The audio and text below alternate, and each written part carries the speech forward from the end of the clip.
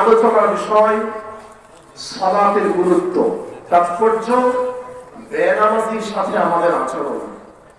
সালাতের গুরুত্ব, তাৎপর্য, বেনামাজির সাথে আমাদের আচরণ। আপনারা কি সাবজেক্টটা বুঝতে পারছেন? সালাত মানে বুঝেন, মানে নামাজ। আমার প্রিয় ভাইরা, বিষয়টা খুব পুরাতন মনে হতে পারে, কিন্তু আমল আমাদের মাঝে নাই। আমরা সালাত পড়ি না, নামাজ পড়ি না। এই জন্য এই বিষয়টা সম্পর্কে আলোচনা করা খুবই গুরুত্বপূর্ণ। আমার প্রিয় ভাইরা, সালাতের গুরুত্ব, তাৎপর্য, এই বিষয়ে আমরা আপনাদেরকে একটা বিস্তারিত বিবরণ দেওয়ার চেষ্টা করবো ইনশাআল্লাহ। প্রথমে আমরা জানবো এই সালাত বা নামাজ কাকে বলে, নামাজটা কি জিনিস এটা আমরা জানবো। কেন? একজন মুসলিম হিসাবে 70 বছর যাবত নামাজ পড়ি। পাশের বাড়ির হিন্দু যদি আপনাকে প্রশ্ন করে, আচ্ছা প্রতিদিন 5 বার যাও আসো, কি করো এটা? আপনি হয়তো বলবেন নামাজ পড়ি। বলছে কিভাবে পড়ো বা নামাজ কাকে বলে? আপনি সর্বোচ্চ বলবেন ওযু করতে হয়, মসজিদে যেতে হয়, ইমামের পিছনে দাঁড়াতে হয়, এই করতে হয়। হয়তো নামাজের পরিচয়টা এভাবেই বলবেন। যদি ওই পাশের বাড়ির হিন্দু আপনাকে অপমান করার ইচ্ছা থাকে, পাশের বাড়ির হিন্দু যদি আপনাকে লাঞ্ছিত করার ইচ্ছা থাকে, তাহলে বলবে বেটা 70 বছর বয়স হয়েছে, তোমাদের ধর্মের অন্যতম একটা ইবাদত সালাত, নামাজ কাকে বলে এই তুমি জানো না, আসলে আপনি জানেন। তাহলে আজকের এই আলোচনায় 30 সেকেন্ডে নামাজটা কি জিনিস কাকে বলে বলা দরকার আছে না? জানা দরকার আছে? মুখস্থ করে। নামাজ বলা হয় as-salatu hiya dhatu aqwalin wa af'alin মাখসুসাতিন মা'লুমা।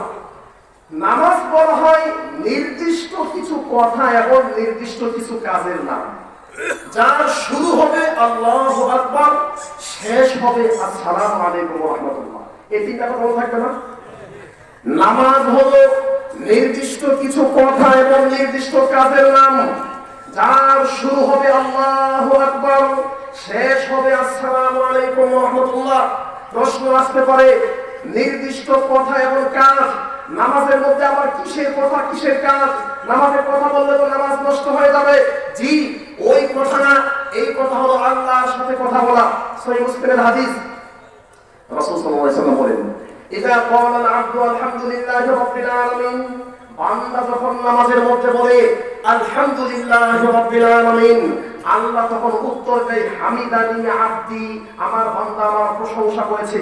ওয়া ইযা ক্বালা আল-আবদু আর-রাহমানির রহিম, বান্দা যখন নামাজের মধ্যে আর রহমানির রহিম পড়ে, আল্লাহ তখন তার উত্তর দিয়ে বলে আসনা আলাইয়া আবদি, আমার বান্দা আমার গুণকীর্তন করেছে।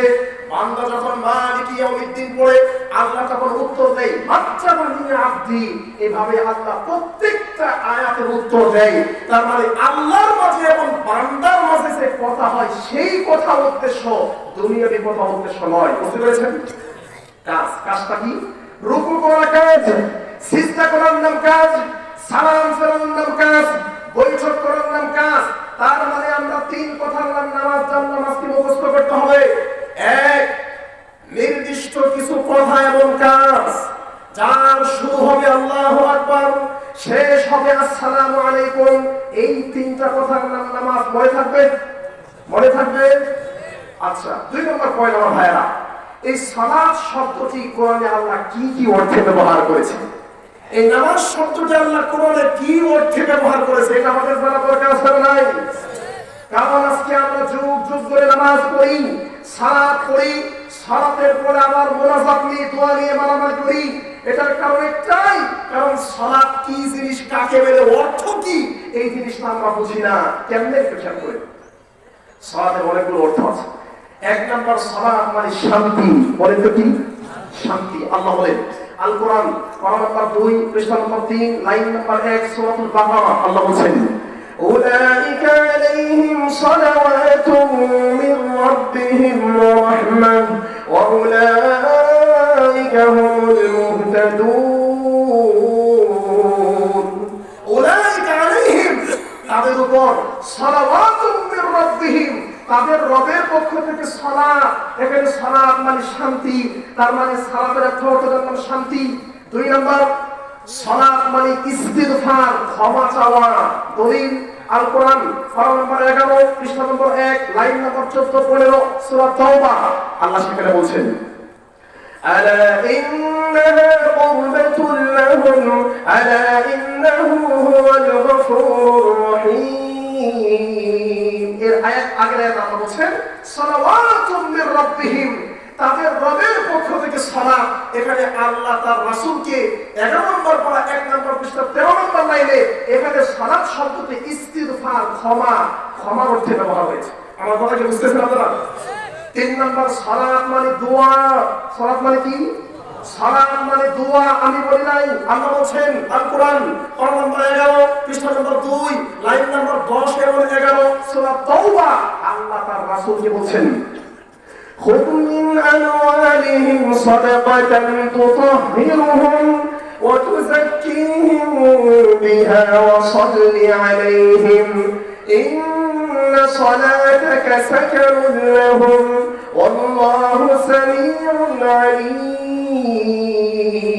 আল্লাহ তার রাসূলকে বলেন খুদ মিন আমওয়ালিহিম সাদাকা, তাদের যাকাত আপনি আদায় করেন। ওয়াসাল্লি আলাইহিম, যাকাত নেওয়ার পরে তাদের জন্য একটু দোয়া করে দেন। এখানে সাল্লি আলাইহিম মানে দোয়া করা। ইন্না সালাতাকা সাকানুল লাহুম, নিশ্চয় আপনার দোয়া করা তাদের আত্মপ্রশান্তির কারণ। তার মানে নামাজের একটা অর্থ, সালাতের একটা অর্থ দোয়া করা, এটা আমরা পাইলাম। পেয়েছেন? আমার সাথে আছেন? 1 নাম্বার শান্তি, 2 নাম্বার ইস্তিগফার, ক্ষমা, 3 নাম্বার দোয়া। কিন্তু পরে বলছি সালাতের আরেকটা অর্থ হচ্ছে দ্বীন বা ধর্ম। সুবহানাল্লাহ, কি বলেন তো? 4 নাম্বার সালাতের অর্থ হলো দ্বীন, ধর্ম।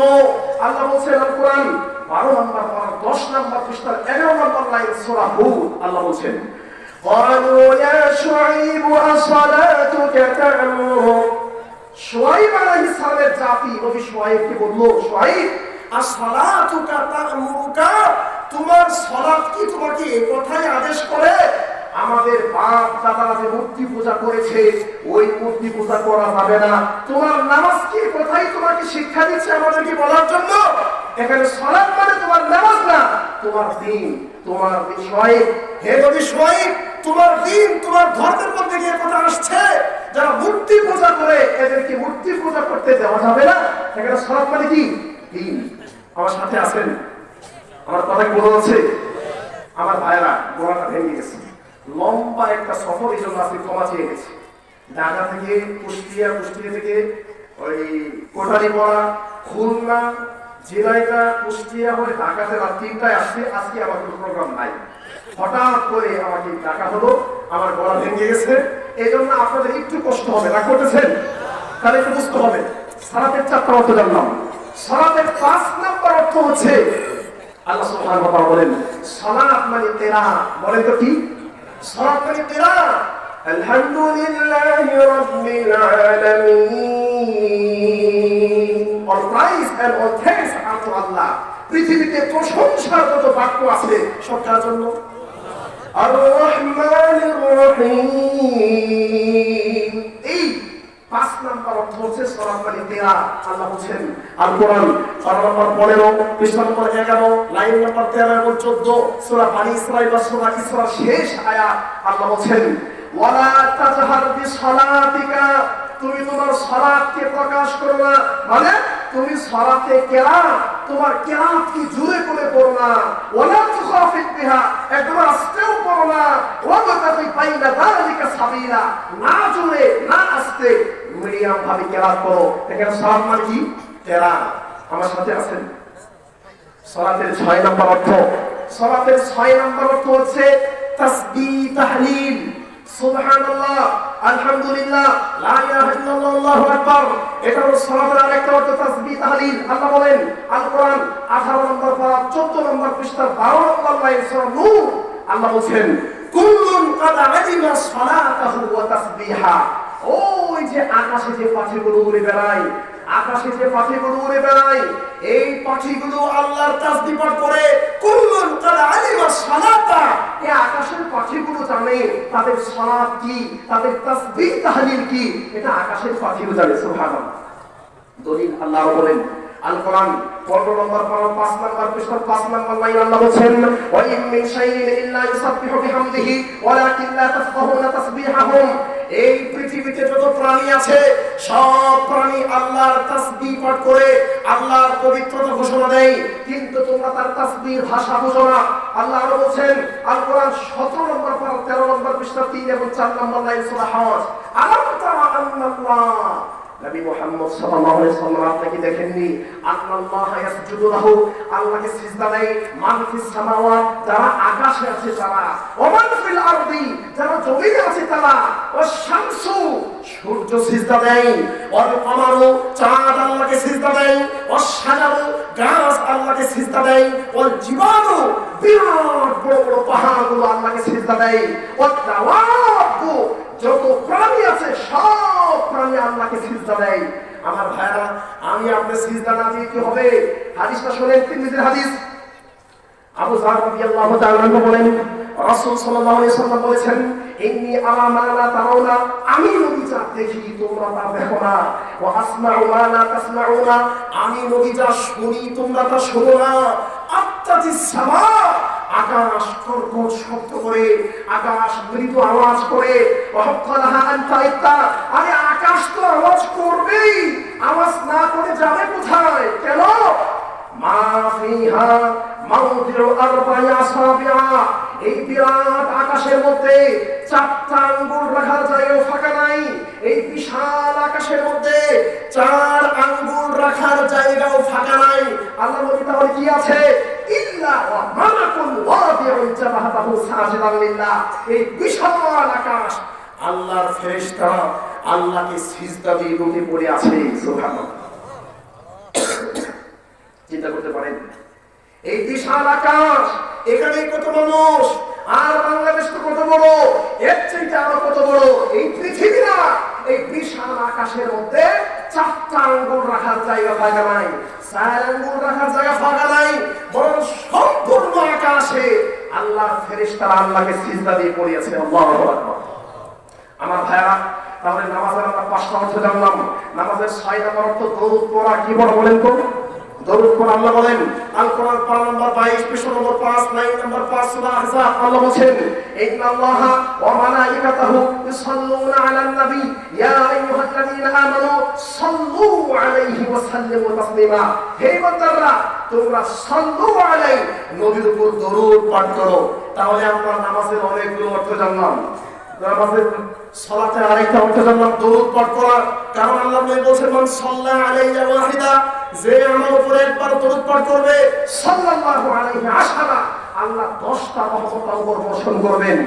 রাসূল সাল্লাল্লাহু আলাইহি ওয়াসাল্লাম বলেন মান সাল্লা আলাইয়া হিনা ইউসবিহু ওয়া হিনা ইউমসি 10 মাররা যে ব্যক্তি সকালবেলা 10 বার, সন্ধ্যাবেলা 10 বার, সকালবেলা 10 বার, সন্ধ্যাবেলা 10 বার যে ব্যক্তি দরুদ পাঠ করবে আদাবাকাতু শাফাআতি ইয়াউমুল কিয়ামা কিয়ামতের দিন সে আমার শাফাআত পেয়ে গেছে, পাবে ইনশাআল্লাহ।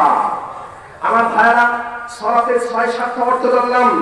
2 নম্বর পর 3 নম্বর পৃষ্ঠা সূরা বাকারা সালাত মানে শান্তি। এরপরে আমরা জানলাম 11 পর 1 পৃষ্ঠা সালাত মানে ক্ষমা চাওয়া। এরপরে জানলাম 11 পর 2 পৃষ্ঠা সালাত মানে দোয়া করা। এরপরে জানলাম 12 নম্বর পর 10 নম্বর পৃষ্ঠা সালাত মানে ধর্ম দ্বীন। এরপরে আমরা জানলাম সালাত মানে কিরাত 15 নম্বর পর 11 নম্বর পৃষ্ঠা। এরপরে জানলাম সালাত মানে তাসবিহ তাহলিল 18 নম্বর পর 14 নম্বর পৃষ্ঠা। এরপরে জানলাম সালাত মানে দরুদ পাঠ করা 22 নম্বর পর 5 নম্বর পৃষ্ঠা। আমার ভাইরা এবার আপনাদেরকে বলতে চাই সালাত মানে যদি দোয়া করা হয়, সালাত মানে দোয়া, তাহলে এই লম্বা সালাত পড়ার পরে আবার আমাদের দেশে এই দোয়া নিয়ে কেন মারামারি, কেন হানাহানি, কেন এই জমি অত্যাচার, অন্যায় অবিচার, বেবিচার পাপাচার, হাহাকার হানাহানি, মারামারি কাটাকাটি, খোঁড়াখুড়ি রাহাজানি, দুর্নীতি তলাতলি, ফেরকাবন্দি কেন? আজকে আমরা সারা জীবন নামাজ পড়ে আসছি, সারা জীবন সালাত পড়ে আসছি, সালাতের অর্থই বুঝি না, সালাত মানে যে দোয়া পড়া এই জিনিসটাই বুঝি না, অথচ আমরা দোয়ার বিপক্ষ নই। আল্লাহ দোয়া সম্পর্কে বলছেন 2 নম্বর পারা 7 নম্বর পৃষ্ঠা আমি আল্লাহর কাছে দোয়া করো, 8 নম্বর পারা 16 নম্বর পৃষ্ঠা আমি আল্লাহর কাছে দোয়া করো, 9 নম্বর পারা 15 নম্বর পৃষ্ঠা আমি আল্লাহর কাছে দোয়া করো, 24 নম্বর পারা 13 নম্বর পৃষ্ঠা আমি আল্লাহর কাছে দোয়া করো। হাদিস তো ভাব নাই। তিরমিজির 3370 নম্বর হাদিস, তিরমিজির 3373 নম্বর হাদিস, ইবনে মাজাহ 3865 নম্বর হাদিস, তিরমিজির 486 নম্বর হাদিস, তিরমিজির 3477 নম্বর হাদিস, তিরমিজির 3489 নম্বর হাদিস, সহিহ মুসলিম 2727 2733 নম্বর হাদিস, তিরমিজির 1905 নম্বর হাদিস। অসংখ্য হাদিস আছে। দোয়ার বিপক্ষে আমরা নয়, কিন্তু নামাজ সালাত মানে যে দোয়া, সালাতের আরেকটা অর্থে যে দোয়া, এই জিনিসটা আমরা বুঝি না। না বোঝার কারণে আজকে সালাফি আলেমদের উপর আক্রমণ করা হয়। একটু আগে এক ভাই স্মরণ করিয়ে দিলেন, প্রায় 2 বছর পরে বাংলাদেশে আসলাম, 2 মাস হলো। 2 বছর পরে বাংলাদেশে আসলাম, 2 মাস হলো। বাংলাদেশ থেকে যাওয়ার আগে গতকাল আপনাদের এখানে এসেছিলেন আপনাদের প্রিয়জন ব্যক্তি, আমাদের সকলের পরিচিত ব্যক্তি, খুব কাছের মানুষ, আমাদের প্রিয় শেখ আব্দুর রাজ্জাক বিন ইউসুফ। ওনার সাথে আমার একটা প্রোগ্রাম ছিল। আমার এই ভাই বলতে বললেন, তাই বলছি আপনাদের কাছের মানুষ। 2 বছর পরে দেশে আসলাম। 2 বছর আগে শাইখের সাথে প্রোগ্রাম ছিল সিলেটের ফেঞ্চগঞ্জে। দিনের বেলা প্রোগ্রাম শেখ আব্দুর রাজ্জাক বিন ইউসুফ হাফিজাহুল্লাহর সাথে, আর রাতের বেলা আমাদের আব্দুল্লাহ ভাইয়ের সঙ্গে জাফলন রোডে প্রোগ্রাম। উস্তাদজি ওই প্রোগ্রামে যাওয়ার জন্য প্রস্তুত ছিলেন না, কিন্তু মানুষ এত ভালোবাসে, জোর করে বললেন আসলে একবেলা খাবার খেতে হবে। উস্তাদজি আমার সাথে গেলেন। আমি নামাজ পড়লাম, জোহরের সালাত পড়ানোর পরে ওস্তাদজিকে মুসল্লিরা, প্রিয় মানুষরা ধরে একটা নতুন গাড়িতে তুলে বাড়ির দিকে নিয়ে গেলেন। উনি খাওয়া দাওয়া করবেন, আমি বক্তব্য দিব। বক্তব্য শুরুই করি নাই, এর মধ্যে মানুষ চিৎকার করে এসে বলছে শেখ আব্দুর রাজ্জাককে মেরে ফেললো, আপনারা ঘের বসে আছেন। দৌড় দিয়ে রাস্তায় গিয়ে দেখি প্রচন্ড ভাবে আঘাত করছে, সবার হাতে লাঠি, সবার হাতে অস্ত্র শস্ত্র, কঠিন ভাবে আঘাত করছে, গাড়ি ভেঙে তুফান নষ্ট করে ফেলছে। অবস্থা দেখে আমি দৌড়ে ঘরে পালালাম। আব্দুল সবুর ভাই দৌড়ে আরেক ঘরে পালালেন। এই কঠিন মুহূর্ত আমি আজকে শুধু এইটুকু বলতে চাই, আজকে কারা শেখ আব্দুর রাজ্জাক বিন ইউসুফের উপর আক্রমণ করেছিলেন, কারা তার গাড়িকে ভেঙে দিয়েছিলেন। আজকে বাংলাদেশে শেখ আব্দুর রাজ্জাক বিন ইউসুফ দত্তহীন কণ্ঠে আল্লাহকে ভয় করে, বাতিলকে ভয় না করে, এই মিথ্যকদেরকে ভয় না করে বাংলাদেশের মাটিতে 30 বছরের অধিক কোরআন এবং সুন্নাহর কথা বলে আসছে। তোমাদের এই মাজার পূজা, খানকা পূজা, বাবার পূজা আর এই ধরনের আঘাত দিয়ে সালাফি আলেমদেরকে বাংলাদেশের মাটিতে তোমরা ঠেকাতে পারবে ইনশাআল্লাহ। সুতরাং যারা আক্রমণ করেছিল তারাই এই মুনাফা সালাতের পরে মুনাফা করতে হবে। অথচ 11 নম্বর পর 2 নম্বর পৃষ্ঠা 9 নম্বর লাইন সূরা তাওবা সাল্লি আলাইহিম দুআ করেন। সালাত মানে দুআ, এই জিনিসটাই তারা বোঝে না, কারণ তাদের আলেমরা প্রকাশ করে না। আল্লাহ এদেরকে হেদায়েত দান করুন, আল্লাহুম্মা আমিন। আমার আলোচনার 3 নম্বর পয়েন্ট, এই সালাত শব্দটি, এই সালাত শব্দটি কোরআনুল কারীমে কতবার আসছে জানা দরকার আছে না? এই সালাত শব্দটি কোরআনুল কারীমে প্রায় 100 বার আসছে। আলোচনা মুখস্থ করতে হবে। এই সালাত শব্দটি কোরআনুল কারীমে প্রায় 100 বার আসছে, তার মধ্যে 85 বার আসছে সালাত শব্দটির নাম হিসাবে সালাতুন। 85 বার সালাতুন শব্দে আসছে, আর 15 বার আসছে সাল্লা, ইউসাল্লুনা, এভাবে আসছে। আমার সাথে আছেন? 3 নম্বর পয়েন্ট কি বললাম? সালাত শব্দটি মহাগ্রন্থ আল কোরআন মাজিদে 1 বার 2 বার না 100 বার আসছে। আপনাকে বলতে চাই, আপনি নগলা শেরপুরের মানুষ, অনেক কষ্ট করে 1 বিঘা জায়গা বিক্রি করে আপনার ছেলেকে ইংল্যান্ডে পাঠিয়েছেন। ইংল্যান্ডে যাওয়ার পরে মনে করেন মোবাইল ফোনের যুগ নাই, 2 পৃষ্ঠার একটা চিঠি আপনার কাছে লিখছে। 2 পৃষ্ঠার চিঠির মধ্যে 100টা শব্দ ছিল, 100 শব্দের মধ্যে 80টা শব্দ ছিল আপনাকে নিয়ে। আপনার কেমন আছেন, আপনার শরীরের অবস্থা কি, ডায়াবেটিক্সের অবস্থা কি। তার মানে আপনার ছেলে ইংল্যান্ডে গিয়ে 2 পৃষ্ঠার চিঠি লিখছে 100 শব্দের মধ্যে 80টা শব্দ আপনাকে নিয়ে, তাহলে ওই চিঠির মধ্যে আপনার মূল্যায়ন কমে গেল না বেড়ে গেল? ওই চিঠির মধ্যে আপনার দাম কমে গেল না বেড়ে গেল? কথা বলছেন না কেন? আগামী বছর তাহিরি নিয়ে নেবেন, কারণ যখন সবাই চুপ হয়ে যায় তখন তাহিরি লাগে। তো আমাদের সাহাবীদের দলিল দিক থেকে আসলে ভালো লাগে না, তাহিরি নিয়ে আসতে হবে। আমার ভাইরা এবার আমার সাথে আসেন। ওই 2 পৃষ্ঠার চিঠির মধ্যে 100টা শব্দের মধ্যে 80টা শব্দ যদি বাবাকে নিয়ে হয়, ওই চিঠিতে বাবার গুরুত্ব যেমন বেড়ে যায়। মহাগ্রন্থ আল কোরআন আল্লাহর কালাম, এই মহাগ্রন্থ আল কোরআন মাজিদে আল্লাহ একমাত্র স্বতন্ত্র এমন একটা ইবাদত, ব্যতিক্রম ধর্মী এমন একটা ইবাদত, আশ্চর্য এমন একটা ইবাদত, যার নাম সালাত। একবার দুইবার নয়, 10 বার 20 বার নয়, 100 বার সালাত শব্দটি আল্লাহ তাআলা মহাগ্রন্থ আল কোরআন মাজিদে উল্লেখ করেছেন।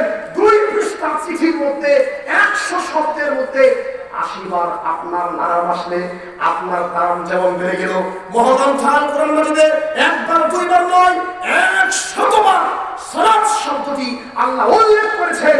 কোন শব্দ হয় ওই চিঠির দাম যেমন বেড়ে গেল, বারবার বাবার কথা আসার কারণে কোন শব্দ হয় ইবাদতগুলোর মধ্যে সালাতের গুরুত্ব শ্রেষ্ঠত্ব বেড়ে গেল। এতে কি কারণ সন্দেহ আছে? আমার ভাইরা 3 নম্বর পয়েন্ট জানলাম। 4 নম্বর, এই সালাত, এই নামাজ, এটা কি শুধু আমাদের উপর আল্লাহ ফরজ করেছেন নাকি আগের জাতির উপর নামাজ ছিল? জানা দরকার আছে না নাই? জানা দরকার আছে না নাই? আমার ভাইরা এই সালাত নামাজ শুধু আমাদের জন্য নয়। 1000 বছর আগে নবী ইব্রাহিমকে আল্লাহ সালাতের কথা বলেছেন। আল কোরআন 1 নম্বর পারা 18 নম্বর পৃষ্ঠার 11 12 নম্বর লাইন সূরা বাকারা 118 থেকে 19 নম্বর আয়াত আল্লাহ বলেছেন, وعهدنا إلى إبراهيم وإسماعيل أن طهر بيتي للطائفين وعهدنا إلى إبراهيم, আমি নবী ইব্রাহিমের কাছ থেকে ওয়াদা নিলাম, ও ইসমাঈল, নবী ইসমাঈলের কাছ থেকে ওয়াদা নিলাম, আনতাহিরা বাইতি, তোমরা আমার ঘর বাইতুল্লাহকে পবিত্র রাখবে। কার জন্য? লিতাইফিন, যারা তাওয়াফ করে তাদের জন্য। কার জন্য? ওয়াল আকিফিন, যারা ইতিকাফ করে তাদের জন্য।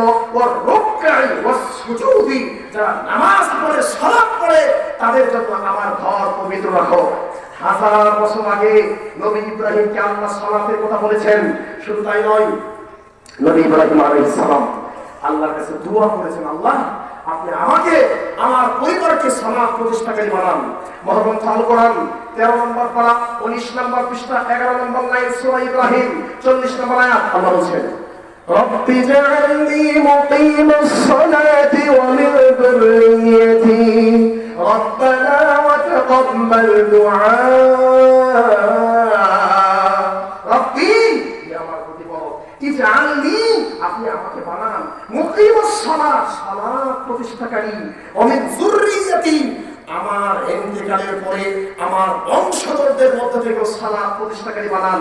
1000 বছর আগে নবী ইব্রাহিম আলাইহিস সালাম দোয়া করেছেন। চলেন, নবী ইব্রাহিম আলাইহিস সালাম চলে গেলেন, তার সন্তান ইসমাঈল আসলো। আল্লাহ বলেছেন আল কোরআন 16 নম্বর পারা 8 নম্বর পৃষ্ঠা 3 নম্বর লাইন সূরা মারিয়াম 55 55 নম্বর আয়াত আল্লাহ বলেছেন, وكان يأمر أهله بالصلاة والزكاة وكان عند ربه مرضيا وكان يأمر أهله, নবী ইসমাঈল আলাইহিস সালাম তার আহাল পরিবারকে আদেশ করতেন বিসসালাতি, সালাতের, ওয়াজ যাকাতি, যাকাতের। নবী ইসমাঈল আলাইহিস সালাম তার পরিবারকে সালাতের কথা বলেছেন। বোঝা গেল ইব্রাহিম নবীর যুগে সালাত ছিল, ইসমাঈল নবীর যুগে সালাত ছিল। চলে গেলাম মূসা এবং হারুন, এই দুইজন নবী। মূসা আলাইহিস সালাম তার সময় সালাত ছিল কিনা আল্লাহ বলেন মহাগ্রন্থ আল কোরআন 11 নম্বর পারা 17 নম্বর পৃষ্ঠা 6-7 নম্বর লাইন আল্লাহ নবী মূসা এবং হারুনকে বলেন, وأوحينا إلى موسى وأخيه أن تبوأ لقومكما بمصر بيوتا وجعلوا بيوتكم قبلة وأقيموا الصلاة وبشر المؤمنين। আল্লাহ নবী মূসা এবং হারুন হারুনকে বলছে আকিমুস সালাত, তোমরা সালাত প্রতিষ্ঠা করো। তাহলে ইব্রাহিম নবীর যুগে সালাত পাইলাম, ইসমাঈল নবীর যুগে সালাত পাইলাম, মুসা নবীর সময় সালাত পাইলাম, হারুন নবীর সময় সালাত পাইলাম। আমার ভাইরা, এবার চলেন জাকারিয়া আলাইহিস সালাম। 1000 বছর আগে তার সময় সালাত ছিল কিনা? আল্লাহ বলেন জি ছিল। মহাগ্রন্থ আল কোরআন 3 নম্বর পারা 14 নম্বর পৃষ্ঠা 3 এবং 4 নম্বর লাইন, সূরা আলী ইমরান 39 নম্বর আয়াত। আল্লাহ বলেন فنادته الملائكة وهو قائم يصلي في المحراب। فنادته الملائكة ফেরেশতারা ডাক দিলেন নবী জাকারিয়াকে, وهو قائم يصلي في المحراب। মিহরাব বুঝেন তো? মসজিদের মিহরাব। নবী জাকারিয়া আলাইহিস সালাম মসজিদের মিহরাবে দাঁড়ায় নামাজ পড়তেছেন। 1000 বছর আগের ঘটনা। নবী জাকারিয়া আলাইহিস সালাম মসজিদের মিহরাবে দাঁড়িয়ে নামাজ পড়ছেন, সালাত পড়ছেন। এই অবস্থায় ফেরেশতাকে ডাক দিলেন। বোঝা যাচ্ছে নবী জাকারিয়ার সময় সালাত ছিল। আমার সাথে আছেন? সালাতের ইতিহাস জানতেছি। এরপরে নবী জাকারিয়া আলাইহিস সালামের কথা বললাম। চলেন মারিয়াম আলাইহিস সালাম, এই সালামের আম্মা, আল্লাহ এই সালামের আম্মাকে বলছেন 3 নম্বর পারা 14 নম্বর পৃষ্ঠা 11 নম্বর লাইন, সূরা আলী ইমরান 41-42 নম্বর আয়াত। আল্লাহ বলেন ইয়া মারইয়াম কুনুতি লিরাব্বিক ওয়াসজুদি ওয়ারকাই মা'আর রাকিঈন। ইয়া মারইয়াম, হে মারইয়াম, কুনুতি লিরাব্বিকি, তুমি তোমার রবের আনুগত্য করো, ওয়াসজুদি সিজদা করো, ওয়ারকাই রুকু করো, মা'আর রাকিঈন রুকুকারীদের সঙ্গে। বোঝা যাচ্ছে মারিয়াম আলাইহিস সালাম তার সময় সালাত ছিল। মারিয়াম ঈসা আলাইহিস সালামের মা মারিয়ামের সময় সালাত ছিল, এটা আমরা জানতে পারলাম। আমার ভাইরা, এবার চলেন নবী ঈসা আলাইহিস সালাম, তার সময় সালাত ছিল কিনা? আল্লাহ তাআলা পৃথিবীর ইতিহাসে 3 থেকে 4টা বাচ্চা জন্মগ্রহণ করার কয়েক ঘন্টার মধ্যে কথা বলেছে, পৃথিবীতে আসার কয়েক ঘন্টার মধ্যে দুনিয়ার মধ্যে থেকে কথা বলেছে। তাদের একজন হলেন ঈসা আলাইহিস সালাম। আল্লাহ বলেন 16 নম্বর পারা 6 নম্বর পৃষ্ঠা 7-8 নম্বর লাইন, সূরা মারিয়াম 31 নম্বর আয়াত। আল্লাহ বলেন ঈসা আলাইহিস সালামকে তার মা যখন নিয়ে আসলেন জনগণের সামনে, এলাকাবাসীর সামনে, মানুষ থেকে ঈসা আলাইহিস সালামের মাকে প্রশংসা করছে, তিরস্কার করছে, তখন ঈসা আলাইহিস সালামের জবান আল্লাহ খুলে দিলেন। তিনি বললেন ইন্নী আব্দুল্লাহ, আমি আল্লাহর বান্দা, আতানিয়াল কিতাবা, তিনি আমাকে কিতাব দিয়েছেন, ওয়া জাআলানি নাবিয়্যা, তিনি আমাকে নবী বানিয়েছেন। বলতে বলতে তিনি বললেন আওসানি বিসসালাত, তিনি আমাকে নামাজের আদেশ করেছেন। আমার আল্লাহ আমাকে সালাতের কথা বলেছেন। তারপরে বোঝা গেল নবী ঈসার সময় সালাত ছিল, তাই না? মা কুনতু হাইয়া, আমার আল্লাহ আমাকে বলেছেন পৃথিবীতে যতদিন বেঁচে আছি ততদিন আমাকে সালাত প্রতিষ্ঠা করতে হবে। আল্লাহ নবী ঈসাকে বললেন যতদিন পৃথিবীতে বেঁচে থাকবে ততদিন তাকে সালাত প্রতিষ্ঠা করতে হবে। আল্লাহ নবী মুহাম্মদ সাল্লাল্লাহু আলাইহি ওয়াসাল্লামকে বলেছেন। 14 নম্বর পারা 6 নম্বর পৃষ্ঠা সূরা নাহলের শেষ আয়াত। আল্লাহ বলেন وَاعْبُدْ رَبَّكَ حَتَّى يَأْتِيَكَ الْيَقِينُ। আপনি আপনার রবের দাসত্ব করেন, আপনার কাছে ইয়াকিন আসার পর্যন্ত। এখন কবর পূজারী, মাজার পূজারী, খানকা পূজারী এরা বলছে আল্লাহ তো কোরআনে বলছে ইয়াকিন আসার পর্যন্ত ইবাদত করো। ইয়াকিন যখন চলে আসবে ইবাদত করার দরকার নাই। তাফসীর ইবনে কাসির, তাফসীর কাশাফ, তাফসীর বাইলাবী, তাফসীর ফাথুল কাদির, তাফসীর তাবারী, অসংখ্য তাফসীর এখানে ইয়াকিন মানে মৃত্যু। আর ভণ্ড কবর পূজারী, মাজার পূজারী এরা ইয়াকিন বলতে হচ্ছে নিয়মিত গাঁজা খেতে হবে, গাঁজা খেয়ে শরীর মনকে পুড়িয়ে দিতে হবে, শরীরে কোনো কাপড় থাকবে না, মাথার চুলগুলো লম্বা লম্বা হবে, শরীর থেকে দুর্গন্ধ আসবে। এই ভণ্ড কবর পূজারী, মাজার পূজারী এরা বলতেছে ইয়াকিন মানে একটা স্তর। এই স্তর যখন চলে যাব, গাঁজা খাইতে খাইতে যখন ইয়াকিনের স্তরে চলে যাব তখন আর নামাজের দরকার নাই। এই ভণ্ড এই প্রচার করে যাচ্ছে। নাউযুবিল্লাহ। এই জন্য বেলা বলে শোনো মুমিন মুসলমানও, পয়সা পয়সা গাঞ্জা টানো, আখিরাতে সবই পাইবা, গাঞ্জা পাইবা না। নাউযুবিল্লাহ। 2 কানে 2 ফেরেশতা গাঞ্জার বস্তা কাঁধে নিয়ে বসে বসে তারাই টানবে, তোরাই দেবে না। এই ভণ্ড কবর পূজারী, মাজার পূজারী কোরআন সুন্নাহর কোনো জ্ঞান নেই। এই ভ্রান্ত বিভ্রান্ত পর্যন্ত নিজের নামাজ পড়ে না, মুরিদদেরকে নামাজের কথা বলে না, বায়াত করলেই তার কাছে গেলেই নামাজের প্রয়োজন নাই, তাকে নামাজ ছাড়াই জান্নাতে নিয়ে যাবে। নাউজুবিল্লাহি মিন যালিক। আমার সাথে আছে? তাহলে কোন পর্যন্ত গেলাম? এই পর্যন্ত গেলাম যে সালাতের পরে এই সালাত শুধু আমাদের উপর নয়, নবী ইব্রাহিম, নবী ইসমাইল, নবী জাকারিয়া, নবী মুসা, হারুন, নবী ঈসা, তাম্মা, তাদের সবার সময়ে কেউ প্রশ্ন করবেন তাহলে আদম নবী, নূহ আলাইহিস সালাম, তাদের সময় একটা সালাত ছিল না? একটা আয়াত প্রমাণ করে দেয়। আদম আলাইহিস সালাম থেকে শুরু করে সব নবীদের সময় সালাত ছিল। আল্লাহ বলছেন আল কোরআন 16 নম্বর পারা 8 নম্বর পৃষ্ঠা 9, 10, 11 নম্বর লাইন সূরা মারিয়াম 59, 60 নম্বর আয়াত। আল্লাহ এই আয়াতের মাধ্যমে বলছেন মিন যুররিয়াতি আদম, আদম থেকে শুরু করে ওয়াইমান হামালনা মা নূহ, এবং নূহ আলাইহিস সালাম বলতে বলতে আল্লাহ বলছেন ইদা তুতলা আলাইহিম, যখন তাদেরকে তেলাওয়াত করা হয় আয়াতুর রহমান, আল্লাহর আয়াত, খরু সুজদান ওয়া বুকিয়া, সবাই আল্লাহকে সিজদায় লুটিয়ে পড়ে, সবাই সিজদায় গিয়ে কান্নাকাটি করে। এই আয়াতের মাধ্যমে মুফাসসিরিন কেরাম বলছে সব নবীদের সময়ে সালাত ছিল, তবে ধরন কেমন ছিল, রাকাত কয় রাকাত ছিল এটা জানা যায় না। তার মানে আমরা কয়টা জিনিস জানলাম? নামাজ কাকে বলে? আমার সাথে আছেন?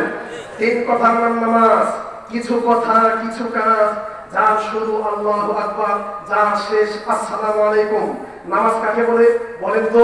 কিছু কথা, কিছু কাজ, যার শুরু আল্লাহু আকবার, যার শেষ আসসালামু আলাইকুম, এই কথার নাম নামাজ। এরপরে জানলাম এই নামাজ সালাত শব্দটি শান্তি, দোয়া, ক্ষমা, দরুদ, তাসবিহ ইত্যাদি অর্থে ব্যবহার হয়েছে। এরপরে আমরা জানলাম এই সালাত শব্দটি কোরআনে কারীমে একবার দুইবার নয়, 100 বার এসেছে। এরপরে আমরা জানলাম এই সালাত শুধু আমাদের জন্য নয়, পূর্ববর্তী সব নবীদের উপর সালাত ছিল। এই 4টা জিনিস কি আপনাদের মুখস্থ হয়েছে? জানা হয়েছে? আমি কি সামনে পারবো? আচ্ছা আমার প্রিয় ভাইরা, 5 নম্বর পয়েন্ট। 5 নম্বর পয়েন্টে আমরা বলবো এই সালাতের গুরুত্ব ইসলামের মধ্যে। এই সালাতের গুরুত্ব কতটুকু আছে এই বিষয়ে এখন আমি আপনাদের সামনে কথা বলবো। আমার ভাইরা সুবহানাল্লাহ, এই সালাত এক আশ্চর্য ইবাদত। সালাত এক ব্যতিক্রম ধর্মী ইবাদত। এই ইবাদত কারো কথা শোনে না, এই ইবাদত কারো মন্তব্য শোনে না, এই ইবাদত কারো বিপদের কথা শোনে না। আশ্চর্য ইবাদতের নাম সালাত। আল্লাহ বলছেন পবিত্রতা অর্জন করে নামাজ পড়ো। 6 নম্বর পারা 7 নম্বর পৃষ্ঠা। পবিত্রতা অর্জন করে নামাজ পড়ো। পবিত্রতা অর্জন করার পানি নাই, তাহলে তায়াম্মুম করে নামাজ পড়ো। 5 নম্বর পারা 4 নম্বর পৃষ্ঠা।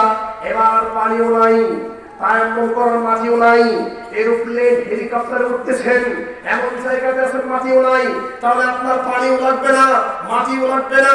ওই অবস্থায় যে অবস্থা আছে সেভাবে আপনাকে নামাজ পড়তে হবে। আল্লাহ বলেন পবিত্র কাপড় পরে নামাজ পড়ো। ওয়াসিয়ামাকা ফাতাহির 29 নম্বর পর 7 নম্বর পৃষ্ঠা। তোমার কাপড় পবিত্র হওয়া লাগবে। ওয়াসিয়ামাকা ফাতাহির, পবিত্রতা কাপড় পরে নামাজ পড়তে হবে।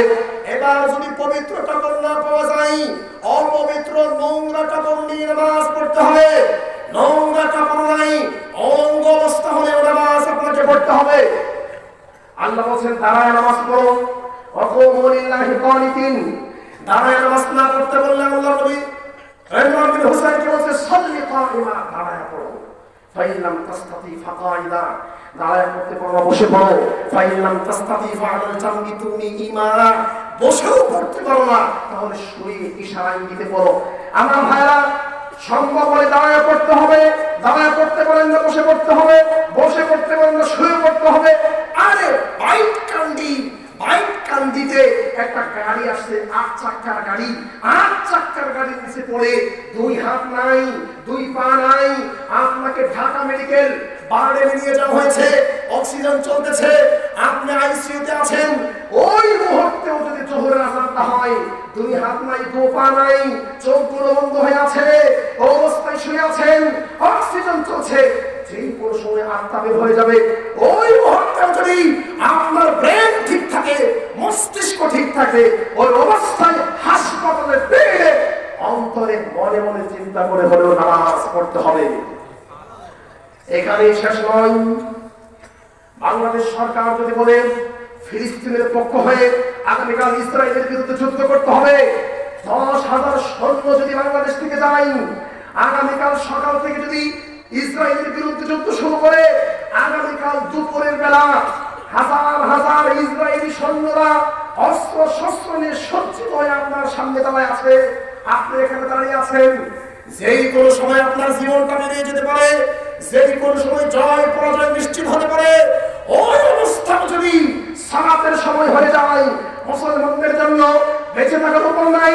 10,000 সৈন্য থেকে 5,000 সৈন্যকে ভাগ করে, 10,000 সৈন্যকে অর্ধেক ভাগে ভাগ করে এক বাক্যের সঙ্গে অর্ধেক সৈন্যকে শত্রুর সামনে পাঠিয়ে দিবে। তারা যুদ্ধ করবে, আরেক 5 সৈন্য নিয়ে নামাজ পড়বে।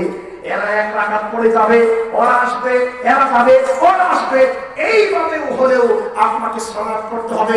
আল্লাহ বলেন 5 নাম্বার বা 14 নম্বর পৃষ্ঠা 1 থেকে 9 নাম্বার লাইন। এবার শুনে, সালাত এক ব্যতিক্রমধর্মী ইবাদত, সালাত এক আশ্চর্য ইবাদত। যে ইবাদত কারো কথা শোনে না। পানি থাকলে পবিত্রতা অর্জন করে, পানি না থাকলে মাটি দিয়ে, মাটি না থাকলে নাপাক অবস্থায় পড়তে হবে।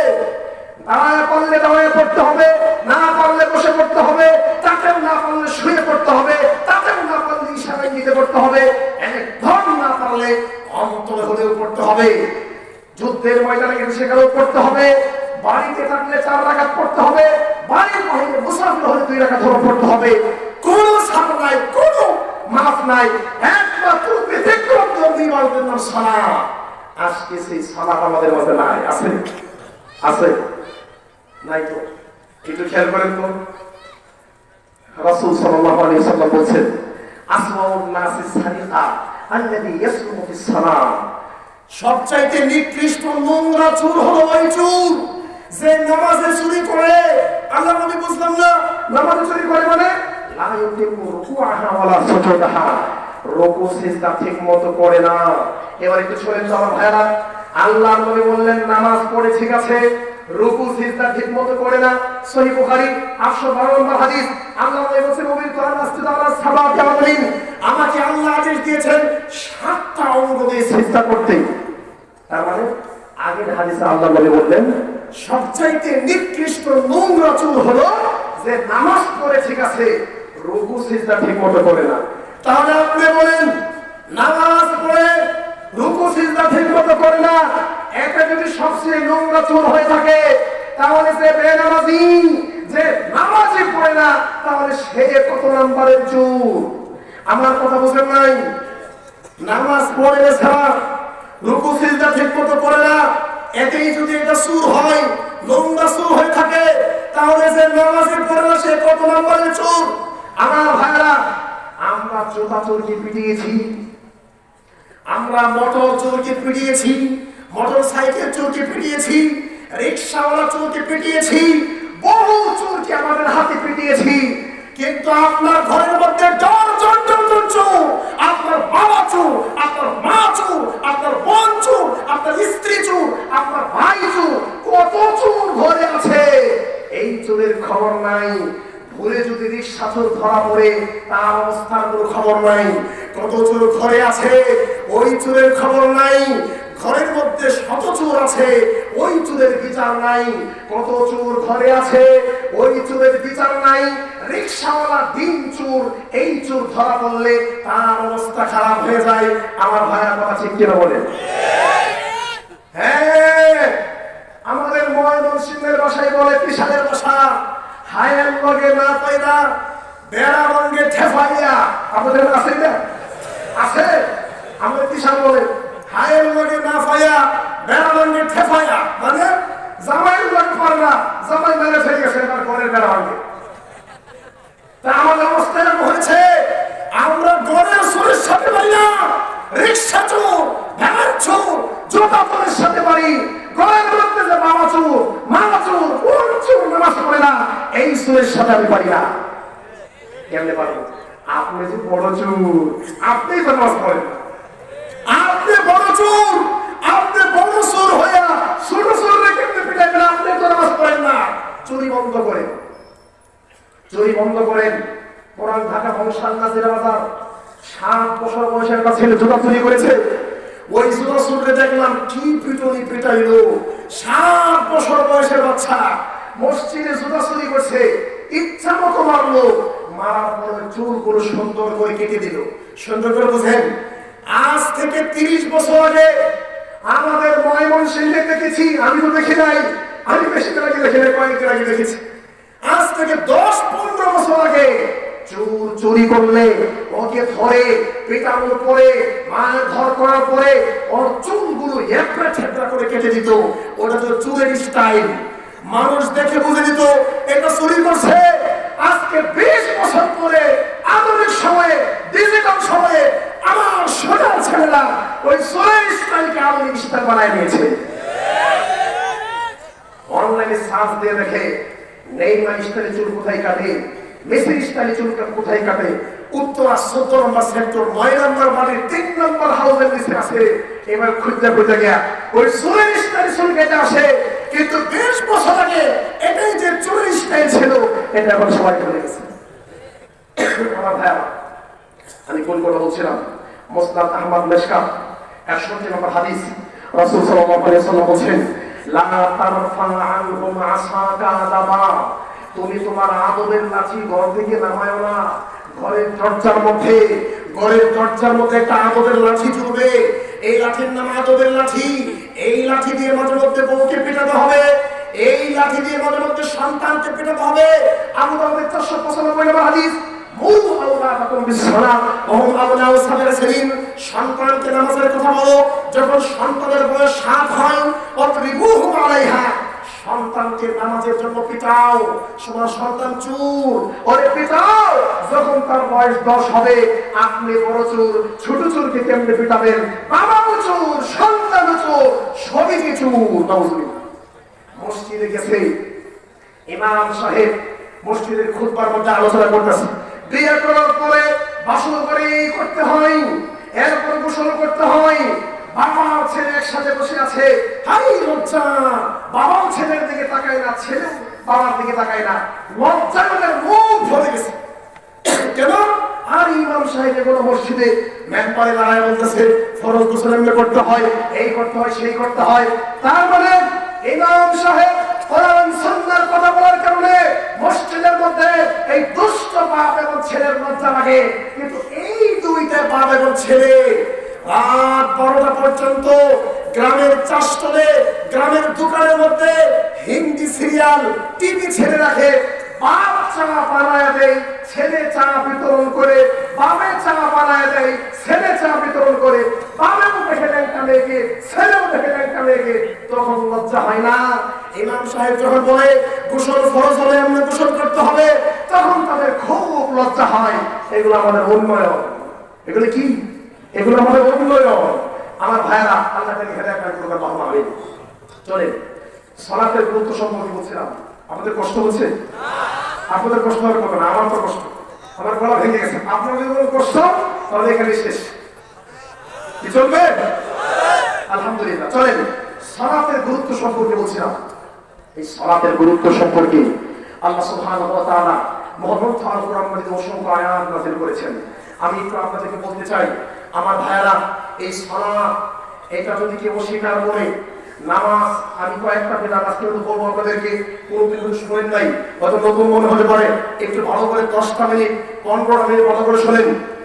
আমার ভাইয়েরা, এই যে সালাত নামাজ, এখন বুঝবেন আমরা কতজন মুসলমান আছি। এই সালাত বা নামাজ, এই সালাত এটা যারা পড়ে না, সালাত যারা পড়ে না, সালাত যারা ইচ্ছা করে ছেড়ে দেয়, সালাতকে যারা অপমান করে, এরা কাফের, এরা মুশরিক, এরা ইসলাম থেকে বের হয়ে গেছে। আমার কথা বুঝেন নাই? ভালো করে বুঝেন। বেনামাজি যে নামাজ পড়ে না, ইচ্ছা করে নামাজ পড়ে না এবং বলে এই নামাজের দরকার নাই, নামাজ না পড়ে ভালো আছি, তোমরা নামাজ পড়ো দেখি না তোমাদের কি অবস্থা। আর একটা বাজারে সবচেয়ে দামি মাছ আমি খাই, বাজারে গরু বিক্রি হলে কিনলে আমি কিনি, গোস্ত কিনলে 10 কেজি কিনি। সারা জীবন নামাজ পড়ে কি করেছ? আমি নামাজ না পড়ে ভালো আছে না নাই? আছে। আমার ভাইরা, যারা নামাজকে ছেড়ে দেয় ইচ্ছা করে, যারা নামাজকে ছেড়ে দেয় তুচ্ছ তাচ্ছিল্য করে, যারা নামাজকে ছেড়ে দেয় অপমান করে এরা কাফের, এরা কাফের, এরা কাফের। যারা নামাজ ইচ্ছা করে একটা ছেড়ে দেয়, ইচ্ছাকৃত ভাবে একটা নামাজ যদি কেউ ছেড়ে দেয় তাহলে সে কাফের, সে কাফের, সে কাফের। আমি বলছি না, একটু খেয়াল করেন, কোরআন থেকে দলিল দেব, হাদিস থেকে দলিল দেব, সাহাবীর কথা থেকে দলিল দেব, সাহিভাবে বক্তব্য শোনাবো। এবার শুনবেন, শুনে নেওয়া ভাইরা। আমি বললাম বেনামাজি কাফের, আমি বলে গেলাম বেনামাজি যারা নামাজ পড়ে না এরা কাফের, ইসলাম থেকে বের হয়ে গেছে। বেনামাজি যে কাফের একটু ভালো করে শুনেন। আল্লাহ তাআলা বলেন আল কোরআন 10 নম্বর পারা 6 নম্বর পৃষ্ঠা সূরা তাওবা, আল্লাহ বলেন ফাকতুল মুশরিকিনা হাইথু ওয়াজাদতুমুহুম, মুশরিকদেরকে যেখানে পাও সেখানেই হত্যা করো। ওয়া খুযুহুম, এদেরকে গ্রেফতার করো। ওয়া করুদুহুম কুল্লা মারসাদ, প্রত্যেক জায়গায়, প্রত্যেক জায়গায় জায়গায় তোমরা বসে থাকো, যেখানে মুশরিক পাও সেখানেই হত্যা করো। এটা আল্লাহর কথা। এরপর কি বলছেন? এরপর আল্লাহ বলছেন ফাইন তাবু, তবে এরা যদি তওবা করে, ওয়া আকামুস সালাতা, সালাত প্রতিষ্ঠা করে, আতাউজ যাকাতা, যাকাত দেয়, ফাখাল্লু সাবিলাহুম, তাহলে তাদেরকে ছেড়ে দাও, তাদেরকে হত্যা করার প্রয়োজন নাই। আমার সাথে আছেন? 10 নম্বর পারা 6 নম্বর পৃষ্ঠা 11 নম্বর লাইন সূরা তাওবা। আল্লাহ বললেন নামাজ না পড়লে বেঁচে থাকার অধিকার নাই। এবার শুনেন 2 নম্বর দলিল, আল কোরআন 10 নম্বর পারা 7 নম্বর পৃষ্ঠা 10 11 নম্বর লাইন সূরা তাওবার 11 নম্বর আয়াত। আল্লাহ বলেন ফাইন তাবু, বেনামাজিকে তওবা করতে হবে, আকামুস সালাত, সালাত আদায় করতে হবে, আতাউজ যাকাত, যাকাত দিতে হবে, ফাইখওয়ানুকুম ফিদ্দীন, তাহলে বেনামাজি তোমার দ্বীনি ভাই। ভালো করে বুঝেন, নামাজ পড়ে না তাকে দ্বীনি ভাই বানাবেন না। নামাজ না পড়লে আপন ভাই, রক্তের ভাই, ভাই থাকে না। সূরা তাওবা 11 নম্বর আয়াত। আল্লাহ এখানে বলেন বেনামাজিকে ভাই বলা যাবে না, বেনামাজি তোমার আপন ভাই হতে পারে না, বেনামাজি কাফের। আমার ভাইরা 3 নম্বর দলিল, মহাগ্রন্থ আল কোরআন 16 নম্বর পারা 8 নম্বর পৃষ্ঠা 9 নম্বর 10 নম্বর লাইন সূরা মারিয়াম 59 নম্বর আয়াত 58 59 নম্বর আয়াত। আল্লাহ বলেন ফাখালাফা মিন বা'দিহি খালফুন আদাউস সালাত, এমন কিছু মানুষ আসবে যারা নামাজকে নষ্ট করবে, যারা নামাজকে নষ্ট করবে, পবিত্র অনুসরণ করবে, ফাসাউফা ইয়ালকাউনা গাইয়া, এরা জাহান্নামে নিক্ষিপ্ত হবে। আমার ভাইরা, কোরআন থেকে 3 নম্বর দলিল জানলাম, নামাজ পড়েছে টাইম মতো পড়ে নাই, এই জন্য এরাও জাহান্নামী। কথা বলছেন আপনারা? আবু যার রাদিয়াল্লাহু তাআলা বলেন রাসূল সাল্লাল্লাহু আলাইহি ওয়াসাল্লাম বলেন আয় আবু যার, ইয়া আবু যার, হে আবু যার, কাইফা কানা আলাইক, সেদিন তোমার কি হবে? ইদা কানা বিআতিকা উমারা, যেদিন তোমার কাছে এমন কিছু আমিররা নেতৃত্ব দিবে, সেদিন তোমার কি হবে? যেদিন সমাজে এমন কিছু ইমামরা নেতৃত্ব দিবে, ইউবি তোমরা সালাত, যারা নামাজকে মেরে ফেলবে। আল্লাহ নবী নামাজকে মেরে ফেলবে বুঝলাম না, আল্লাহ নবী বলেন শোনো, ইউবি তোমরা সালাত ইউখিরুনা সালাত, সালাত টাইম মতো পড়বে না, ঠিক মতো পড়বে না, এভাবে সালাতকে মেরে ফেলবে। আমার ভাইরা, এই আয়াতে জানলাম নামাজ পড়েছে, সালাত পড়েছে, টাইম মতো পড়ে না, এই জন্য জাহান্নামী। একটু খেয়াল করেন, বেশি লক্ষ্য করবো না। 29 নম্বর 18 নম্বর পৃষ্ঠা সূরা মুত্তাসির 41 থেকে 43 নম্বর আয়াত। এই আয়াতে আল্লাহ বলেছে বেনামাজিকে জাহান্নামে যেতে হবে। 30 নম্বর পারা 23 নম্বর পৃষ্ঠা সূরা মাউন, আল্লাহ বলেছে যারা নামাজ পড়ে সুন্দর করে পড়ে না, এদেরকেও জাহান্নামে যেতে হবে। এরপরে 21 নম্বর পারা 6 নম্বর পৃষ্ঠা আল্লাহ বলেছে আকিমিস সালাত, সালাত পড়ো, ওয়ালা তাকুনান্না মিনাল মুশরিকিন, সালাতকে ছেড়ে দিয়ে মুশরিকদের অন্তর্ভুক্ত হও না। ভালো করে খেয়াল করুন তো, আকিমিস সালাত, সালাত পড়ো, ওয়ালা তাকুনান্না মিনাল মুশরিকিন, সালাতকে ছেড়ে দিয়ে মুশরিকদের অন্তর্ভুক্ত হও না। এই আয়াত থেকে প্রমাণ হয়ে গেল কি সালাত না পড়লে, সালাত যদি না পড়া হয় তাহলে কি হবে? ঈমান থাকবে না। আমার ভাই আমার সাথে আছেন? আছেন তো? কোরআন থেকে 6টা দলিল দিলাম, বেনামাজিকে মুসলমান থাকার সুযোগ নাই। এবার হাদিস বলেন, সহিহ মুসলিম 204 নম্বর হাদিস, আল্লাহর নবী বলেছেন বেনামাজি মুসলমান থাকতে পারে না। সহিহ আত-তারগীব, মুসনাদ আহমদ, তিরমিজি, নাসাই, সহিহুল জামে 4143 4143 নম্বর হাদিস, বেনামাজি মুসলমান থাকতে পারে না। সহিহ আত-তারগীব খন্ড নম্বর 1 পৃষ্ঠা নম্বর 385, আল্লাহর নবী বলেছে নামাজি মুসলমান থাকতে পারে না, নামাজ ছেড়েছে তো আল্লাহর জিম্মা থেকে মুক্ত হয়ে গিয়েছে। এরপর শেষ নয়, সহিহ আত-তারগীব খণ্ড নম্বরে পৃষ্ঠা নম্বর 382 রাসূল সাল্লাল্লাহু আলাইহি ওয়াসাল্লাম বলছে, এক ওয়াক্ত নামাজ কেউ ইচ্ছা করে ছাড়লে সে বেঈমান হয়ে যাবে, সে কাফের হয়ে যাবে। এরপরে সুনান তিরমিজি খণ্ড নম্বর 1 ইন্ডিয়ার ছাপা 2226 নম্বর হাদিস, 2621 নম্বর হাদিস, 2622 নম্বর হাদিস, 7 থেকে 8টা হাদিস বললাম করেন তো। মুসলিম শরীফের 204, সহিহুল জামি 4143, সহিহ আত-তারগীব 1 নম্বর খণ্ড 385, সহিহ আত-তারগীব 1 নম্বর খণ্ড 382, তিরমিজি 2621, তিরমিজি 2622। এতগুলো হাদিস থেকে প্রমাণ হলো নামাজ ছেড়ে দিলে মুসলমান থাকা যায় না, বেঈমান হয়ে মরতে হয়। আমার ভাইরা কোরআন থেকে জানলাম, হাদিস থেকে জানলাম। এবার সাহাবী বক্তব্য শুনেন, সাহাবীরা কি বলে। সাহাবীরা তো আল্লাহর নবীর কাছে থেকে পেয়েছে। কোরআন তিরমিজি 2622 নম্বর হাদিস, আল্লাহর নবীর সাহাবীরা বলছে, রাসূলের যুগে কোন আমল ছেড়ে দেওয়াকে আমরা কুফরি মনে করতাম না, কোন আমল ছেড়ে দিলে কাফের হয় এটা আমরা জানতাম না। তবে নামাজ ছাড়লে কাফের হয়ে যায়, সালাতকে ছেড়ে দিলে কাফের হয়ে যায়, এটা আমরা ভালো করে জানতাম। তাহলে সাহাবী বক্তব্য থেকে জানলাম আবু বকর, ওমর, উসমান, আলী, আবু হুরায়রা, আব্দুল্লাহ বিন মাসউদ, আব্দুল্লাহ বিন আব্বাস, আরো অনেক সাহাবীর বক্তব্য থেকে জানলাম সালাত ছেড়ে দিলে বেঈমান হয়ে যায়, মুসলমান থাকার সুযোগ নাই। এবার 4 নম্বর স্তর, ইমামদের বক্তব্য শুনেন। ইমাম মালিক রাহিমাহুল্লাহ বলেন, বেনামাজি ব্যক্তিকে বন্দী করে রাখতে হবে, বেনামাজি ব্যক্তিকে লাঠি পিটা করতে হবে, বেনামাজিকে তওবা করতে বলা হবে, তওবা যদি করে বেঁচে যাবে, বেনামাজি তওবা না করলে তাকে হত্যা করতে হবে। ইমাম শাফি রাহিমাহুল্লাহ বলেন, বেনামাজি ব্যক্তি যে নামাজকে টোটাল ছেড়ে দিয়েছে সে কাফের, তাকে বন্দী করতে হবে, তাকে লাঠি পিটা করতে হবে, তাকে তওবা করতে বলা হবে, তওবা করলে বাঁচবে, তওবা না করলে বাঁচার উপায় নেই। তাহলে ইমাম শাফি বললেন পিটাইতে হবে, তওবা করার জন্য বলতে হবে, তওবা না করলে মেরে ফেলতে হবে। ইমাম মালিক বললেন পিটাতে হবে, তওবা করতে বলা হবে, তওবা করলে বাঁচবে, না করলে মরবে। চলেন 10 লক্ষ হাদিসের হাফেজ, 10 লক্ষ হাদিসের হাফেজ ইমাম আহমদ বিন হাম্বল বলেন, বেনামাজি ব্যক্তিকে 3 দিন জেলখানায় বন্দী করে রাখতে হবে, বেনামাজিকে 3 দিন জেলখানায় বন্দী করে রাখতে হবে, তওবা করতে বলা হবে, তওবা যদি করে বেঁচে যাবে, তওবা না করলে মুসলিম রাষ্ট্রের রাষ্ট্রপ্রধান ওই বেনামাজকে হত্যা করবে। ইমাম আবু হানিফা রাহিমাহুল্লাহ 2 ধরনের বক্তব্য পাওয়া যায়। এক ধরনের বক্তব্যে ইমাম আবু হানিফা রাহিমাহুল্লাহ বলেন, বেনামাজিকে জুতা পিটা করতে হবে, বেনামাজিকে জুতা দিয়ে পিটাতে হবে, ওকে তওবা করতে হবে, তওবা করলে বাঁচবে, আর না করলে বেঁচে থাকার উপায় নেই। অন্য ধরনের বক্তব্য আছে। আমার ভাইরা এবার হিসাব নিলাম,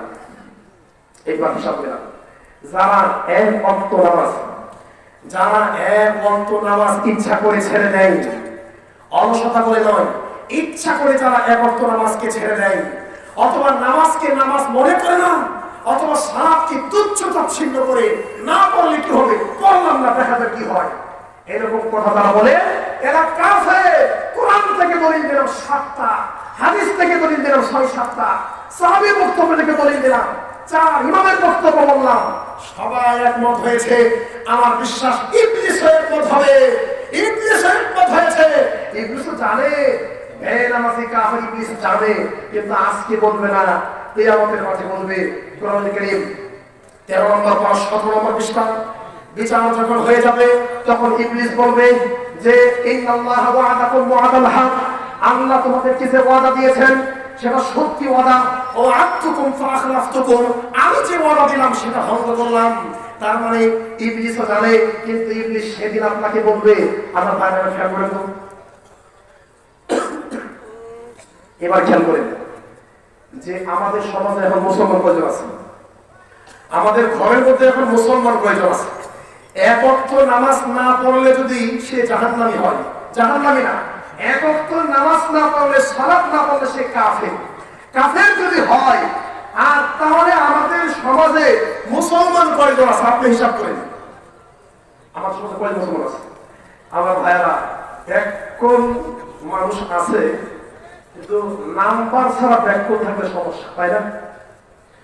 কয়েকদিন আগে বাংলাদেশ চলচ্চিত্রের এক নায়ক বলছে, নায়কে বলছে যে আমাদের নায়ক নায়িকারা যখন মারা যায় তখন আমরা দেখতে পাই আপনারা জানাজার নামাজ পড়েন, কিন্তু কেউ উজু করে পড়েন না, সবাই থেকে উজু ছাড়াই মারেন।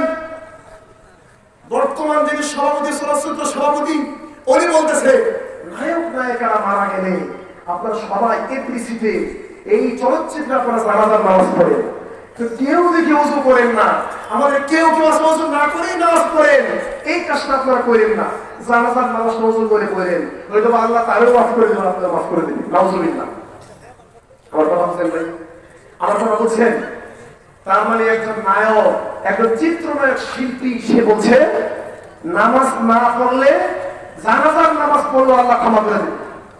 আমি বলেছিলাম এক ওয়াক্ত সালাত ছেড়ে দেওয়ার কারণে যদি বেঈমান হয়ে করতে হয়, তাহলে চলচ্চিত্রের সারাজীবন নোংরা নষ্ট করে, হাজার হাজার লক্ষ যুবকের চরিত্র নষ্ট করে, ইন্টারনেটের মধ্যে লক্ষ লক্ষ জেনা ব্যভিচারের ভিডিও প্রকাশ করে শেষ মুহূর্তে জানাজার সালাত পড়ে জান্নাতে যেতে যাচ্ছ।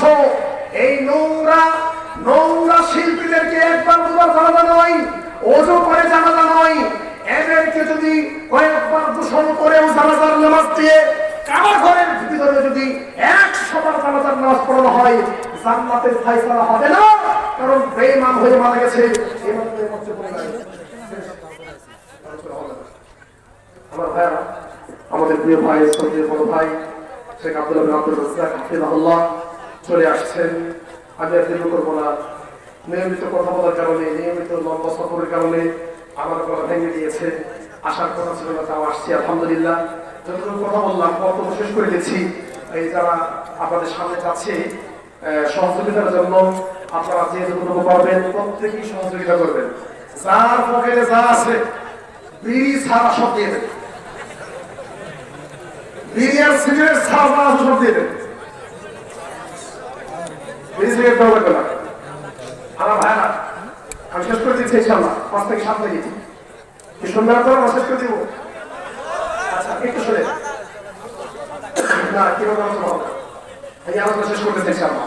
তাহলে আমরা জানলাম যারা বেনামাজি তাদের অবস্থা খুব খারাপ। শুধু তাই না, মানুষ যে সালাতকে ছেড়ে দেয় বেনামাজি, এই সালাত ছেড়ে দেওয়ার 4টা কারণ থাকতে পারে। কিন্তু তাইমিয়া রাহিমাহুল্লাহ ছাত্র ইবনে কাইয়্যিম রাহিমাহুল্লাহ উনি এই সহিহ ইবনে হাদিস 1467 নম্বর হাদিস, এই হাদিস থেকে তিনি 4টি উল্লেখ করেছেন। এভাবে একটু খেয়াল করবেন ভাইরা। রাকা রাসূলুল্লাহ সাল্লাল্লাহু আলাইহি ওয়াসাল্লাম সালাত, রাসূল সাল্লাল্লাহু আলাইহি ওয়াসাল্লাম একদিন সালাতের কথা উল্লেখ করলেন। রাসূল সাল্লাল্লাহু আলাইহি ওয়াসাল্লাম একদিন সালাতের কথা উল্লেখ করলেন। উল্লেখ করে বলেন মান হাফাযা আলাইহা, যারা সালাতকে হেফাজত করবে, আই দাওয়ামা আলাইহা, নিয়মিত যারা সালাত করবে, ছেড়ে দিবে না। যেমন আবু দাউদের 1270 নম্বর হাদিস, রাসূল সাল্লাল্লাহু আলাইহি ওয়াসাল্লাম বলেছেন মান হাফাযা আরবা'a রাকাআতিন ক্বাবলা আয-যুহর ওয়া আরবা'িন বা'দাহা হারামাহুল্লাহু আলাইহি আন-নার। যারা যোহরের আগে 4 পরে 4 নিয়মিত এই 4 রাকাত সুন্নাত যারা পড়বে, আল্লাহ তাদের জন্য জাহান্নামের আগুন হারাম করবেন। আবু দাউদ 1270 নম্বর হাদিস। এখানে হাফাযা মানে নিয়মিত পড়া, ঠিক তদ্রুপ আল্লাহ বললেন মান হাফাযা আলাইহা, যারা নিয়মিত নামাজ পড়ে, সালাত আদায় করে, এই সালাত তাদের জন্য মঙ্গল হবে, বুরহানুন দলিল হবে, নাজাত আর মুক্তির কারণ হবে। ওমান লাম ইউহাফিজ আলাইহা, আর যারা সালাতের উপর যত্নশীল হবে না, সালাতকে যারা সংরক্ষণ করবে না, রাসূল সাল্লাল্লাহু আলাইহি ওয়াসাল্লাম বলেছেন লাম ইয়াকুল্লাহু নূর, তাদের জন্য এই সালাত নূর হবে না, ওয়ালা বুরহান দলিল হবে না, ওয়ালা নাজাত মুক্তির কারণ হবে না। আর কিয়ামতের দিন সে ফেরাউন, হামান, কারুন, উবাই ইবনে খালদ, এই 4 শ্রেণীর মানুষের সাথে তার হাসর নাসর হবে। আমার কথা কি বুঝতেছেন? আমার কথা বুঝতেছেন? বেনামাজি ব্যক্তির হাসর নাসর হবে বিশিষ্ট 4 জন ব্যক্তির সাথে। তার একজন হলো ফেরাউন, খুব ভালো মানুষ, তাই না? ফেরাউনের সাথে হাসর নাসর হবে কি? মান তারাকা সালাতা মুতাআম্মিদান ফাকাদ কাফারা। একটু আগে 6-7 হাদিস বললাম, এই হাদিসগুলোকে সামনে রেখে ইচ্ছাকৃতভাবে সালাতকে তুচ্ছ তাচ্ছিল্য করে সালাতকে খাটো করে দেখে যদি কেউ সালাতকে ছেড়ে দেয়, নিয়মিত সালাত না পড়ে, এই ব্যক্তি যে কাফের, তার হাসর নাসর ফেরাউনের সাথে হবে। কেন? ফেরাউন ছিল বাদশা, আনা রাব্বুকুমুল আ'লা। ফেরাউন নিজেকে বাদশা দাবি করেছিল, রব দাবি করেছিল। এই জন্য ইমাম ইবনে কাইয়্যিম রাহিমাহুল্লাহ বলছে, আজও পর্যন্ত, কিয়ামত পর্যন্ত বাদশাহী কারণে, নেতৃত্বের কারণে এই সমস্ত কাজের দোহাই দিয়ে যারা সালাতকে ছেড়ে দেবে, তাদের হাসর নাসর ফেরাউনের সাথে হবে। নাউজুবিল্লাহ। 2 নম্বর হামানের কথা বলছে। হামানের কথা কেন বললো? হামান ছিল ফেরাউনের মন্ত্রী। হামান ফেরাউনের মন্ত্রী ছিল, ফেরাউনের সাথে চলতো। এই ক্ষেত্রে আল্লাহ তাআলা বলছেন কোরআন কারীমের 24 নম্বর পারা 10 নম্বর পৃষ্ঠা সূরা গাফির সূরা মুমিন। ফেরাউন বলছিল, ইয়া হামান, হে হামান, ইবনিলি সারহা, আমার জন্য একটা মই বানাও, আমার জন্য একটা মই বানাও। মই বুঝেন তো? উপরে ওঠা সিঁড়ি তৈরি করো। লাআল্লি আবলুগুল আসবাব আত্তালিউ ইলা ইলাহি মূসা, আমি উপরে এই মই দিয়ে, সিঁড়ি দিয়ে উপরে উঠে মুসার আল্লাহকে দেখে আসবো। এই বেয়াদবের মন্ত্রী ছিল, এই বেয়াদবের কাছে থাকতো হামান। এই জন্য ইবনে কাইয়্যিম রাহিমাহুল্লাহ বলছে, আজও পর্যন্ত, কিয়ামত পর্যন্ত যারা মন্ত্রিত্বের কারণে বড় বড় দায়িত্ব পেয়ে ওই সমস্ত দায়িত্ব নিয়ে ব্যস্ত থেকে সালাতকে নষ্ট করে, তাদের হাসর নাসর হবে এই হামানের সাথে। নাউজুবিল্লাহ। আমার কথা বুঝতেছেন? বুঝতেছেন? আমার ভাইরা, 3 নম্বর যার কথা বলুন, তার নাম হলো কারণ। কারণের কথাকে কেন বললো? আল্লাহ তাআলা কারণ ইতিহাস বলেছেন 20 নম্বর পারা 14 নম্বর পৃষ্ঠা সূরা কাসাস, ইন্না কারুনা কানা মিন কওমি মূসা ফাবাগা আলাইহিম ওয়া আতাইনাহু মিনাল কুনুজি মা ইন্না মাফাতিহাহু লাতানু বিল উসবাতি উলিল কুওয়া। আল্লাহ কারুনকে ধন সম্পদ দিয়েছিল, তার ধন সম্পদ বহন করার জন্য না, তার ধন সম্পদের চাবি বহন করার জন্য শক্তিশালী অনেক মানুষের প্রয়োজন হতো। কথা বুঝেন ভাই? ধন সম্পদ বহন করার জন্য না। মনে করেন অনেকগুলো গোডাউন আছে, এই হাজার হাজার গোডাউনের চাবি, হাজার হাজার চাবি বহন করার জন্য অনেকগুলো মানুষের প্রয়োজন হতো। এই যে কারণ, এই যে কারণকে আল্লাহ ধন সম্পদ দিয়েছে, এবং ইবনে কাইয়্যিম রাহিমাহুল্লাহ বলছে, কিয়ামত পর্যন্ত ধন সম্পদের কারণে, ধন সম্পদের হিসাব কষতে কষতে, টাকা পয়সার হিসাব কষতে কষতে তারা সালাতকে ছেড়ে দিবে, তাদের হাসর নাসর হবে এই বেয়াদব কারণের সাথে। নাউজুবিল্লাহ। এরপর ওয়াইল খালফ, যে ওয়াইল খালফকে রাসূল সাল্লাল্লাহু আলাইহি ওয়াসাল্লাম উহুদের যুদ্ধে হত্যা করেছেন। উহুদের যুদ্ধে যে নিহত হয়েছে, এই ওয়াইল খালফ সে বড় বিজনেসম্যান, বড় ব্যবসায়ী ছিল। ইমাম ইবনে কাইয়্যিম রাহিমাহুল্লাহ বলছে, আজও পর্যন্ত ব্যবসায়িক কারণে, বিজনেসের দোহাই দিয়ে, দোকানপাটের দোহাই দিয়ে যারা সালাতকে কোরবানি করে, তাদের হাসর নাসর হবে উমাইয়া ইবনে খালফের সাথে। নাউজুবিল্লাহ। কারণ আল্লাহ বলে দিয়েছেন 18 নম্বর 14 নম্বর পৃষ্ঠা সূরা নূর, রিজালুল্লাহ তুলহিহিম তিজারা ওয়ালা বাইর আন যিকরিল্লাহ। আল্লাহর এমন বান্দা আছে যে আল্লাহর বান্দাদেরকে ক্রয় বিক্রয়, ব্যবসা বাণিজ্য আল্লাহর জিকির থেকে সরায় দেয় না। ইয়াখাফুনা ইয়াওমা, তারা সেই দিনকে ভয় করে, তাতাকাল্লাবু ফীহিল কুলুব ওয়াল আবসার, যেদিন তাদের অন্তর, তাদের চক্ষুগুলো উল্টে যাবে। আমার ভাইরা, এই জন্য ব্যবসা বাণিজ্যের দোহাই দিয়ে এগুলো করা যাবে না। ব্যবসায়ীদের প্রশংসা করেছেন আল্লাহ নবী। আর তুজার আল্লাহ সাল্লাল্লাহু বলেছেন, আত-তাজিরুল আমিন মান নাবিয়্যিন ওয়াস সিদ্দিকিন ওয়াস শুহাদা ওয়াস সালিহিন। আমানতদার সত্যবাদী ব্যবসায়ী, তাদের জন্য ভালো পুরস্কার রয়েছে। অত-তুজার ইহশারুনা ইয়াওমাল কিয়ামাতি ফুজ্জারা ইল্লা মান ইত্তাকা ওয়া সাদাকা। আর ওই সমস্ত ব্যবসায়ী যারা খারাপ, নিকৃষ্ট, নোংরা, এদের জন্য আল্লাহ তাআলা কঠিন হুঁশিয়ারি উল্লেখ করেছেন। আমার সময় শেষ, আমি করছি না, আমি আর 3 মিনিট শেষ করে দিচ্ছি। আমার ভাইরা, সালাত সম্পর্কে কথা বললাম, 3 মিনিটে ফিনিশিং দিচ্ছি। সালাত সম্পর্কে দীর্ঘ বক্তব্য দিয়ে আপনাদেরকে যেটা বোঝাতে চাইলাম, যে সালাত ছেড়ে দিলে সে মুসলমান থাকবে না। ইচ্ছাকৃতভাবে সালাতকে অপমান করে একটা সালাত কেউ ছেড়ে দিলে সে ঈমান থাকবে না। আমার ভাইরা, এবার 3 থেকে 4 মিনিটে আমি বক্তব্য শেষ করছি। এবার যারা বেনামাজি আছে, বেনামাজির সাথে আমার 2টা কথা। 1 নম্বর কথা হলো, আজকের মাহফিলের উপর একটা আগুন ধরানো হবে। এই আগুনটার মধ্যে 1 মিনিট হাত রাখতে হবে। যারাই আগুনের মধ্যে 1 মিনিট হাত রাখতে পারবে, আমরা তাদের ব্যাপারে চিন্তা করলাম। হতে পারে আল্লাহ আপনাকে আগুনের জন্য তৈরি করেছে, জানি না। যান, ঠিক আছে, পরে তারা বললেন। যদি বলেন আমি নামাজ পড়বো না, তাহলে আপনাকে বলবো আপনি আগুনের মধ্যে 1 মিনিট হাত রাখেন। 1 মিনিট হাত যদি রাখতে না পারেন, তাহলে আমি আপনাকে বলতে চাই, জাহান্নামে সে আগুনকে ভয় করেন, যেই জাহান্নামের আগুনকে 70 ভাগে ভাগ করে একবার আগুন আল্লাহ দুনিয়াতে দিয়েছে। আর এই যে বক্তব্য দিচ্ছি, ফ্যানটা চলছে না, তাতেই শরীর গরম হয়ে শরীর দিয়ে ঘাম বের হচ্ছে। দুনিয়ার আগুন তো দূরের কথা, কয়েক ঘন্টা ফ্যান না থাকলে পুকুরের পানিতে গোসল করতে হয়। তাহলে আপনাকে বলতে চাই, জাহান্নামের আগুনে যাওয়া আপনার পক্ষে সম্ভব নয়। এটাই যদি সত্য হয়, তাহলে আজকে আপনাকে তওবা করতে হবে, তওবা করে সালাত পড়তে হবে। রাজি আছেন কিনা? আর যদি নামাজ না পড়েন, সালাত না পড়েন, আপনার সাথে জরুরি কথা, বেনামাজি ব্যক্তি মারা গেলে তার সাথে 5টা আচরণ করা হবে। 1 নম্বরে এই বেয়াদবকে গোসল দেওয়া হবে না। 2 নম্বরে এই বেয়াদব বেনামাজিকে জানাজার সালাত করা হবে না।